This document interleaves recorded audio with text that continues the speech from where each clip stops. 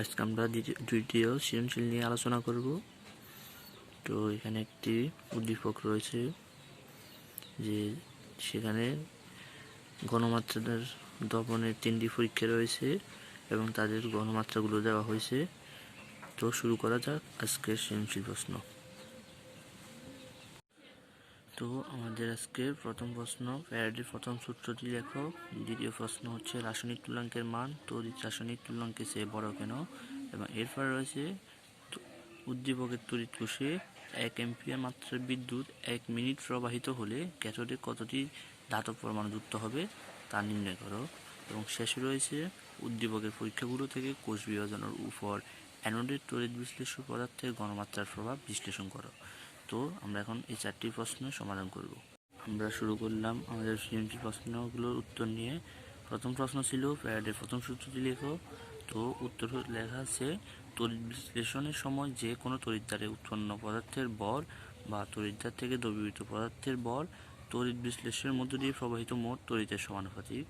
এবং এটি যদি বুঝতে সমস্যা হয় তাহলে আরও সুন্দর করে বলা যায় যে কোনো তড়িৎ বিশ্লেষণের সময় যে তড়িৎ বিশ্লেষ্য পদার্থ রয়েছে তা তড়িৎদ্বারে মুক্ত হওয়ার পরিমাণ তার মধ্য দিয়ে প্রবাহিত আধানের সমানুপাতিক, অর্থাৎ ডাব্লিউ প্রবেশনাল কিউ বা ডাব্লিউ কিউ এর সমানুপাতিক। এবং কিউ ইকুয়াল টু আমরা জানি আইটি, অর্থাৎ ডাব্লিউ ইকুয়াল টু আইটি। এবং যদি আমরা ধ্রুবক প্রবেশনালটাকে উঠে একটা ধ্রুবক বসাই তাহলে বসানো যায় যে W equal to Z IT.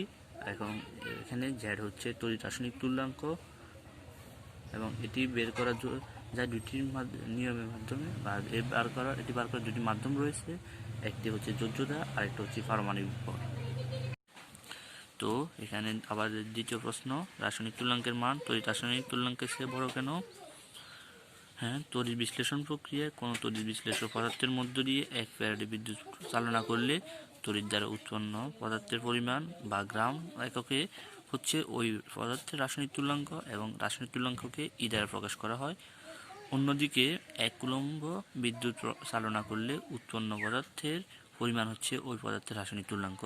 এবং তড়িৎ রাসায়নিক তুল্যাঙ্ককে উল্লেখ করা হয় জেডকে, আমরা কনং প্রশ্নে বের করেছিলাম W equal to Z IT, যেখানে জেডকে বলেছিলাম তড়িৎ রাসায়নিক তুল্যাঙ্ক, এবং এই জেডটি হচ্ছে সেটি। এবং আর রাসায়নিক তুল্যাঙ্কের ক্ষেত্রে খেয়াল রাখতে হবে তাকে প্রকাশ করা হয় ই দিয়ে, এবং এক্ষেত্রে আমরা জানি E equal to Z into 96,500, অর্থাৎ 96,500 এর সাথে জেডকে গুণ করলে পাওয়া যাবে ই। তাহলে সহজে বোঝা যায় যে জেড যদি 1 হয় তাহলে ই হবে 96,500, জেড যদি 2 হয় তাহলে ই হবে তার 2 এর সাথে 96,500 গুণ, অর্থাৎ জেডের থেকে 96,500 গুণ বেশি বড় ই। তার মানে সহজে বলা যায় ই বড়। তাই বলা যায় রাসায়নিক তুল্যাঙ্কের মান তড়িৎ রাসায়নিক তুল্যাঙ্কের চেয়ে বড়। আমরা এখন তৃতীয় প্রশ্নটা সমাধান করব। উদ্দীপকের তড়িৎ কোষে 1 অ্যাম্পিয়ার মাত্রার বিদ্যুৎ 1 মিনিট প্রবাহিত হলে ক্যাথোডে কতটি ধাতব পরমাণু যুক্ত হবে তা নির্ণয় করো। তো 1 অ্যাম্পিয়ার মাত্রার বিদ্যুৎ, অর্থাৎ আই হচ্ছে 1 অ্যাম্পিয়ার, এবং 1 মিনিট প্রবাহিত, এবং মিনিট মানে সময়, তার মানে টি ইকুয়াল টু 1 মিনিট, এবং আমরা জানি মিনিট থাকলেও তাকে সেকেন্ডে আনতে হবে, তার মানে 60 দিয়ে গুণ করে সেকেন্ডে আনতে হবে এবং 60 সেকেন্ড হবে।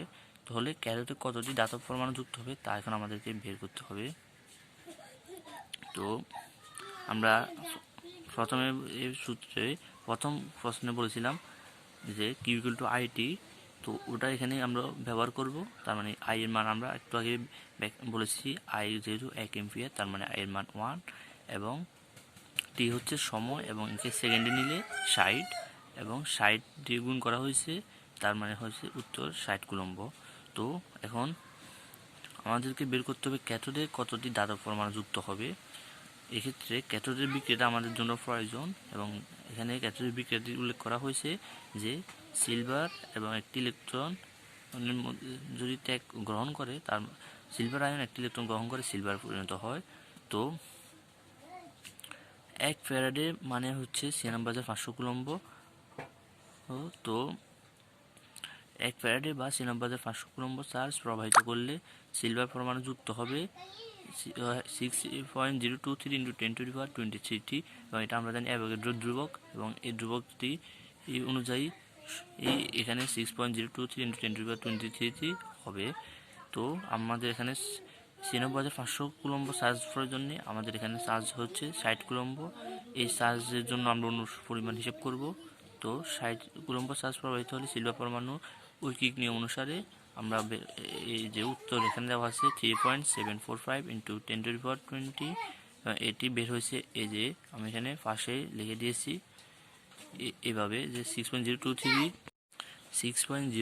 ইন্টু 10⁻23, এই যেটি উপরে, যেহেতু এই 96,500 ও পরে লাইনে ভাগ হবে এবং এর সাথে 60 কুলম্ব গুণ হবে, এবং এই ক্যালকুলেশনটুকু করলে আমরা যে মানটা পাবো তা হচ্ছে 3.745 ইন্টু 10⁻23। এবার আমরা চলে যাব আমাদের শেষ প্রশ্ন। উদ্দীপকের পরীক্ষাগুলো থেকে কোষ বিভাগের উপর অ্যানোডের তড়িৎ বিশ্লেষ্য পদার্থের ঘনমাত্রার প্রভাব বিশ্লেষণ করো। অর্থাৎ আমরা অ্যানোডের তড়িৎ বিশ্লেষ্য পদার্থের ঘনমাত্রার প্রভাবটা এখানে বিশ্লেষণ করব। তো আমরা শুরু করি যে এখানে অ্যানোডের বিক্রিয়ায় ম্যাগনেসিয়াম থেকে তার 2টি ইলেকট্রন ত্যাগ করছে, এবং ম্যাগনেসিয়াম আয়ন 2+ আয়ন এবং +2 ইলেকট্রন হয়েছে। এবং অর্থাৎ আমরা জানি অ্যানোড থেকে ক্যাথোডের দিকে সবসময় যায়, এবং এই নিয়মটি ব্যবহার করে আমরা যে বাসের যে ধাতব জিনিসগুলো দেখি, যেমন আলমারি হতে অন্যান্য পদার্থগুলোর মধ্যে রং স্প্রে করা হয়, এবং যে স্টেনলেস স্টিল জাতীয় চামচ বা অন্যান্য আসবাবপত্র দেখি সেগুলোতেও এই পদ্ধতি ব্যবহার করা হয়, যে অ্যানোড থেকে ক্যাথোডের মধ্যে যায় এবং অ্যানোড থেকে ইলেকট্রন যায়। যা এখানেও দেখানো হয়েছে যে অ্যানোড থেকে ম্যাগনেসিয়াম থেকে 2টা ইলেকট্রন ত্যাগ করে ম্যাগনেসিয়াম 2+ আয়ন এবং 2টা +2 ইলেকট্রন হয়েছে, এবং অ্যানোড থেকে যেহেতু যায় ক্যাথোড থেকে তার নিশ্চয়ই জমা হবে। এবং এখানে দেখা যায় ক্যাথোডে যে সিলভার আয়ন একটা ইলেকট্রন গ্রহণ করে সিলভারে পরিণত হয়েছে, এবং এটাকে এখন এখানে দেখা যাক যে এখানে রয়েছে 2টা ইলেকট্রন এবং এখানে রয়েছে 1টা ইলেকট্রন। তাই আমরা যে সমতা করার জন্য এখানে 2 দিয়ে গুণ করতে হবে, বা 2 দিয়ে পূরণ করার পর দেখা যাবে এখানে হবে 2 silver plus 2 electron equal to 2 silver, অর্থাৎ 2টা সিলভার অণু 2টা ইলেকট্রন এবং 2 অণু সিলভার।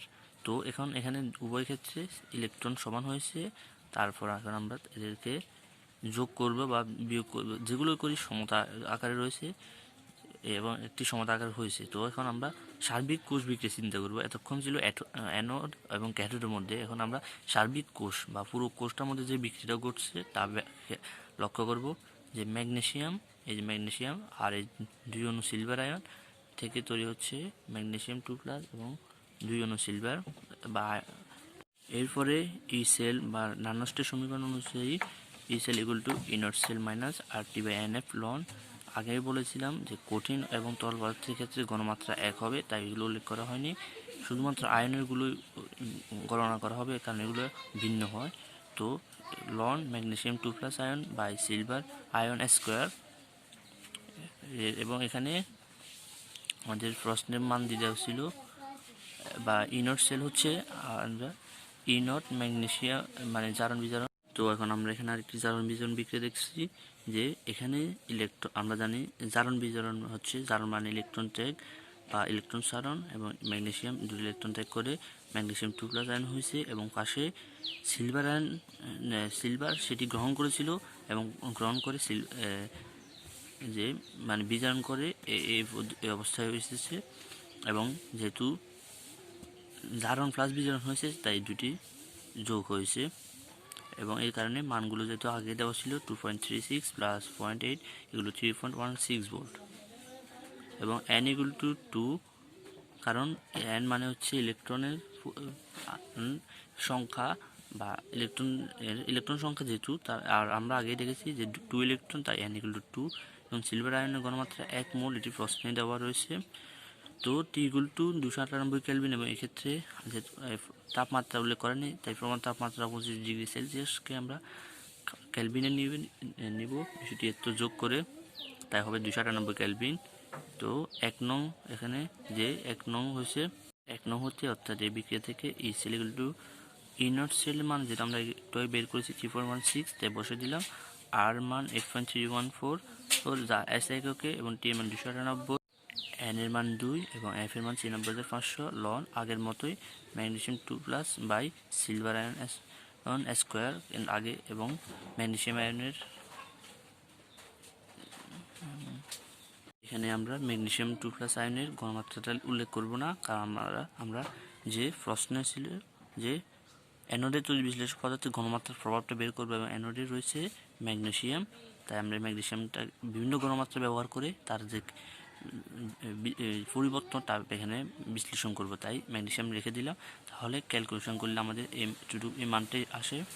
তো পরীক্ষা 1 নং এ ম্যাগনেসিয়ামের মান 0.9 মোল বসালে হবে এই মানটি 3.1613, 1 মোল বসালে হবে 3.16 ভোল্ট এবং 1.1 বা 1.1 মোল বসালে হবে 3.158 মোল। অর্থাৎ যে ঘনমাত্রা বাড়ার সাথে সাথে একই তাপমাত্রায় অর্থাৎ 58 ডিগ্রি সেলসিয়াস তাপমাত্রা রাখলেও কোষ বিভব হ্রাস পেতে থাকে। যেমন এখানে আমরা 3টি মান বের করেছি, তার মানে এখানে আমরা যে গণক প্রশ্নে এই অ্যানোডের বিশ্লেষণ পদার্থের ঘনমাত্রার প্রভাব বিশ্লেষণ করতে বলেছে, আমরা তার প্রভাব বিশ্লেষণ করেছি এবং একটি সমাধান পেয়েছি। ধন্যবাদ সবাইকে।